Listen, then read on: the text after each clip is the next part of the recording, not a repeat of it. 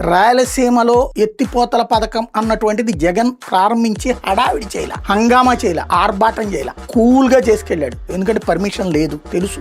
ఇప్పుడు నిన్న దాంట్లో చెప్పుకొచ్చింది ఏంటి, రామానాయుడు గారు స్వయంగా ఇరిగేషన్ మంత్రి పర్మిషన్ లేకుండా కట్టారు. అది ప్రయోజనం కాదు. అది ప్రయోజనం కాదంటే తెలంగాణ ప్రభుత్వం ఎందుకు ఆపుతుంది? చంద్రబాబు నాయుడు గారుతో మాట్లాడి నేను ఆపాను అన్నప్పుడే ఒక పెద్ద ద్రోహం అన్నది పబ్లిక్ లోకి వెళ్తే అవునని ఒప్పుకుంటూ బాబు గారు చెప్పింది కాదు జగనే తప్పు చేశాడని చెప్తే ప్రాజెక్టు కట్టేదాన్ని ఆపారన్న విషయం స్పష్టమవుతుంది కదా. పెద్దిరెడ్డి కంపెనీకి కట్టబెట్టారు, 2750 కోట్ల రూపాయలు తగలేశారు. అంటే 2750 కోట్లు రాయలసీమ నీళ్ల కోసం జగన్మోహన్ రెడ్డి ఖర్చు పెట్టాడు. ఒప్పుకుంటున్నాం కదా మనం. రాయలసీమ కోసం అసలు అంత తెగించాడు, అంత కష్టపడ్డాడు, అంత డబ్బులు ఖర్చు పెట్టాడు.